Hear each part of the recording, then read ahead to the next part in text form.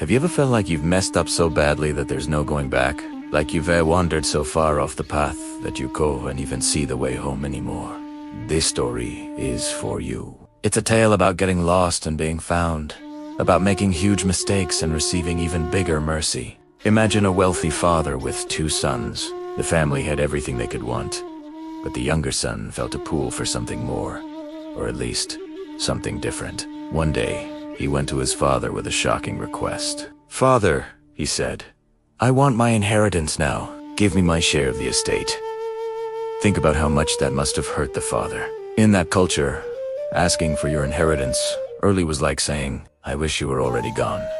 Yet, with a heavy heart, the father agreed. He divided his wealth between his 2 sons. It didn't take long for the younger son to cash in his assets, pack his bags, and head for a distant land. He was finally free, with a pocket full of money, and no one to tell him what to do.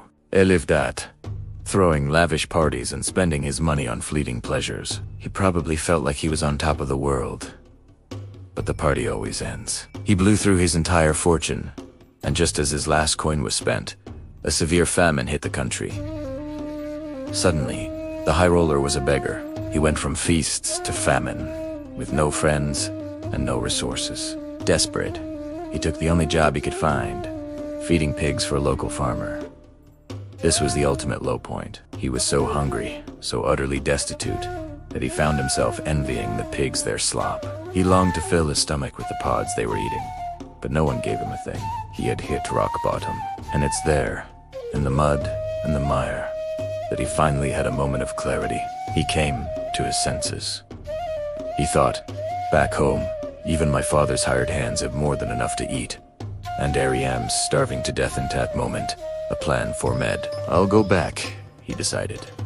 "I'll go back to my father and I'll confess. I'll say, 'Father, I have sinned against heaven and against you.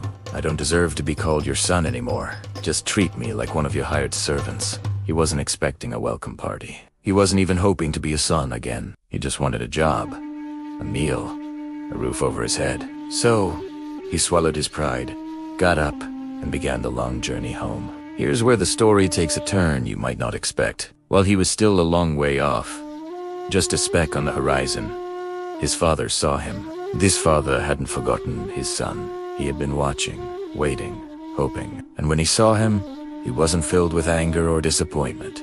He was filled with overwhelming compassion. He didn't wait. He ran. He ran to his broken, dirty son, threw his arms around him, and kissed him. The son started his rehearsed speech.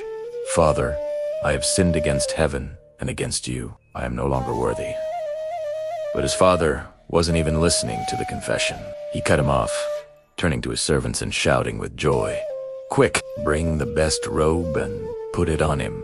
Put a ring on his finger and sandals on his feet, and prepare a feast.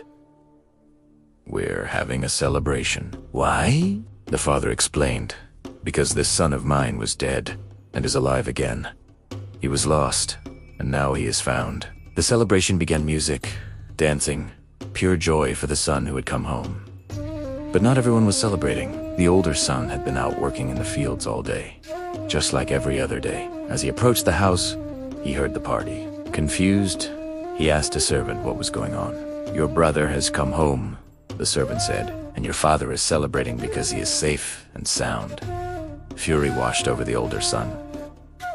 He refused to go inside. His father came out to him, pleading with him to join the party. But the older son was bitter.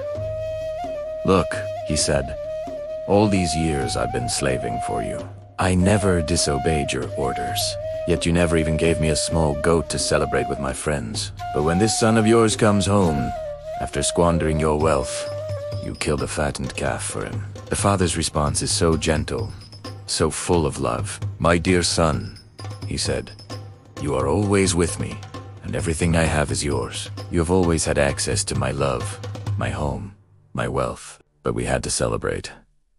We had to be joyful, because your brother was dead and is alive again. He was lost and is found." This story shows us an incredible picture of unconditional love and forgiveness. It doesn't matter how far we've strayed or how big our mistakes. There's always a way back home to a love that's waiting with open arms, ready to celebrate our return. It reminds us not to be like the older brother, resentful of grace shown to others, but to share in the joy of redemption. Thanks for watching. If this story resonated with you, hit that like button and subscribe for more content that inspires and uplifts. See you next time.